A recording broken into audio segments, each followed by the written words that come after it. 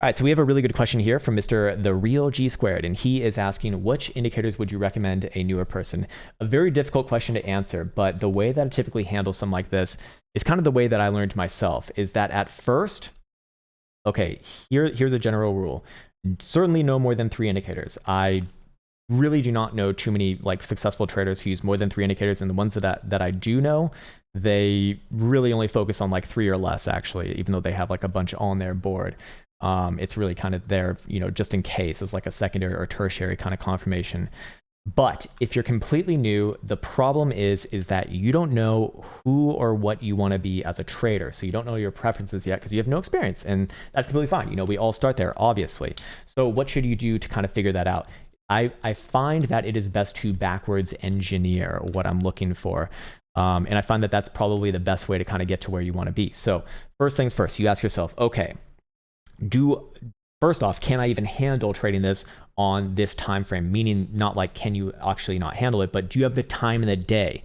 So if you are limited on time, you probably first want to focus on, higher term time frames. If you are, if you're at your computer all the day, all the day like myself, then hey, you can roll with like an hourly or maybe even lower than that, especially if you're trading like Forex or traditional.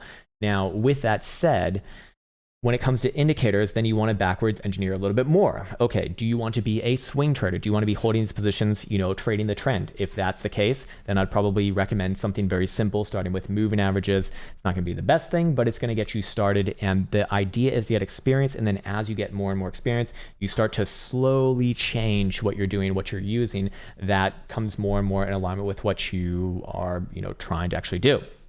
Okay, so with that said, just another example, like maybe you want to be a range trader like myself. Well, in that case, start it off very, very simply with just like, I don't know, horizontals, draw the fucking lines, right? Very, very simple stuff, very easy to learn.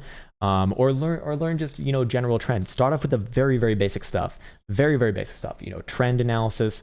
I think most people can learn within like, a day, maybe a week. It does take a little bit of nuance. Looking at horizontal levels, again, very, very simple to learn, typically about a week or so. And then you kind of backwards engineer. So you want to be asking yourself, do I want to trade trends? Do I want to trade ranges? Do I want to trade in high volatility areas? Do I want to trade in low volatility areas? And then you kind of, augment it from there. So my sort of way of looking at things is trend first, or structure, if you want to call it that. It's kind of one and the same to myself. And then I look at, of course, volatility. That's number 2. And then momentum after that. And anything on top of that is just kind of icing on the cake. And actually, in most cases, I don't even want to be looking at it because it can just, add in more, confounding factors, which probably don't really help at the end of the day, at least in my experience. Does more to confuse rather than help an actual strategy. Anyways, so which indicators would I recommend a new person? Pretty much nothing. I do think that you need to have a volatility indicator on your board. It's going to be useful no matter what strategy you're using. I do think that moving averages give you a pretty easy way to be looking at trend, or you can just literally, look at it like this and put it on a line chart. I think that's also kind of a foolproof way to learn.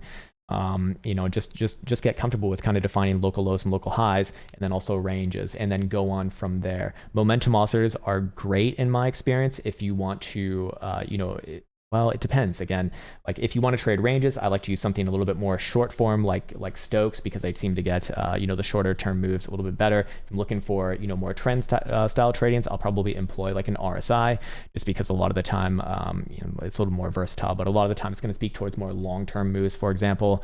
And then just kind of backwards engineer from there.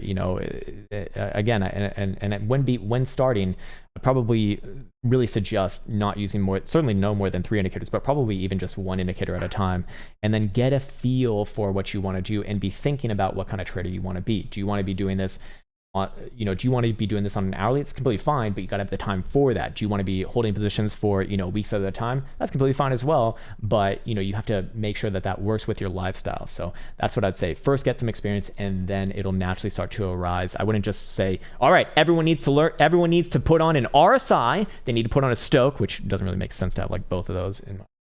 Anyways, and then they need to have moving averages. It's like, no, that's not going to be, like, moving averages are not going to be too useful for someone looking to trade ranges, although it will be somewhat useful, for example. So again, just get some experience first, and then backwards engineer. And Google is your friend, of course, you know, when searching up like what indicator is best for this sort of strategy or you know, or this sort of style of trading, because there's an infinite amount. And hopefully that was helpful. And there you go for that.